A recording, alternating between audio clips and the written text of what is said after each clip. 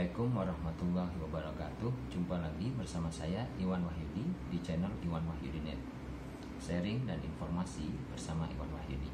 Pada pembahasan kali ini kita akan membahas tentang siapa saja klien penulis freelance.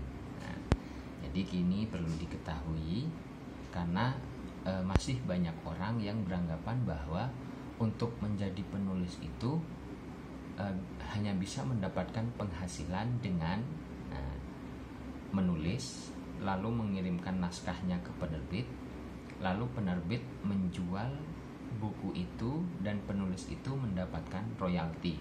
Nah, jadi alurnya itu penulis ke penerbit, penerbit menjual buku, lalu penghasilan seorang penulis itu dari royalti penjualan bukunya. Nah, ini adalah bisa dibilang ini adalah alur yang lama ya, alur yang lama karena pada belakangan ini semakin tren seorang penulis itu menjadi penulis freelance karena dia bisa mendapatkan penghasilan bisa seperti cara tadi. Nah, jadi seorang penulis ke penerbit lalu mendapatkan royalti dari penjualan buku. Ada juga cara kedua dengan cara freelance, yaitu mendapatkan penghasilan langsung dari klien. Jadi urutannya adalah seorang penulis, lalu dia mendapatkan klien yang membutuhkan jasa penulisan buku. Sang penulis ini nanti mendapatkan fee dari dia membantu klien ini membuat konten bukunya, seperti itu.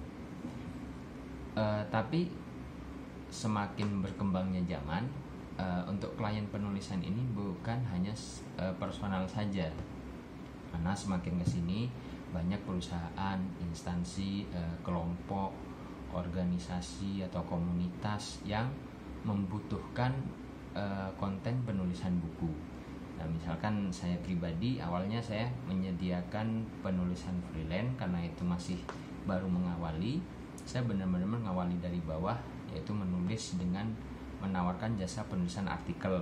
Nah, jasa penulisan artikel ini setelah sudah mendapatkan banyak klien, lalu terpikir lagi bagaimana kalau jasa penulisan ini menyediakan untuk jasa penulisan buku. Lalu saya mencoba untuk juga menyediakan jasa penulisan buku yang waktu itu kliennya adalah masih personal, lalu berkembang lagi. Nah, jadi personal ini basicnya dari mana? Ada yang mereka itu adalah dari usaha atau pengusaha, atau jadi profesional, misalkan bekerja di instansi atau di perusahaan untuk satu profesi tertentu. Ternyata dengan berkembangnya zaman lagi, yang membutuhkan penulisan itu bukan hanya personal dan perusahaan. Ternyata ada juga kelompok-kelompok, misalkan komunitas. Nah, itu misalkan ada komunitas mobil atau kelompok adat atau kebudayaan dan sebagainya.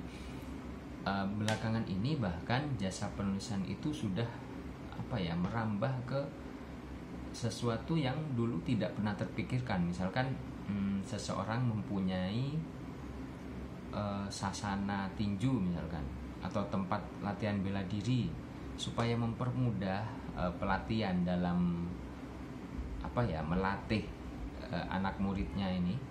Nah, maka dibuatlah buku-buku panduan. Nah, buku-buku panduan dalam ilmu bela diri itu, baik tinju, thai boxing atau apa, itu dibuat buku di mana mereka kan biasanya mereka tidak ahli dalam penulisan, maka membutuhkan jasa penulisan. Nah, ini peluang lagi bagi seorang penulis freelance untuk membantu buku panduan sesuai dengan profesi kliennya itu. Nah, seperti itu. Bahkan ada untuk terapi, misalkan terapi tulang belakang. Nah, itu sudah berkembang usaha ini. Nah, karena pemiliknya ini juga belum ahli untuk menulis, maka kita pernah mendapatkan kesempatan untuk membantu penulisan tentang buku terapi tulang belakang ini. Jadi semakin ke belakang, semakin ke sini, ke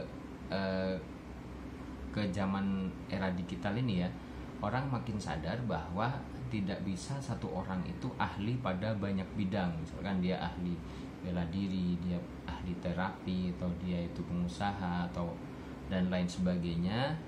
Juga dia itu ahli dalam menuliskan apa yang dilakukannya, seperti itu. Jadi kesimpulannya bahwa kesempatan untuk menjadi penulis freelance itu masih terbuka lebar. Jadi kita ulang lagi, siapa saja yang menjadi klien untuk penulisan freelance itu bisa personal, bisa perusahaan, bisa kelompok, organisasi, komunitas, bisa juga untuk komunitas ini untuk olahraga, untuk terapi dan lain sebagainya. Mungkin sekian dari saya untuk video yang singkat ini, semoga bermanfaat. Jangan lupa like, comment, dan share. Assalamualaikum warahmatullahi wabarakatuh.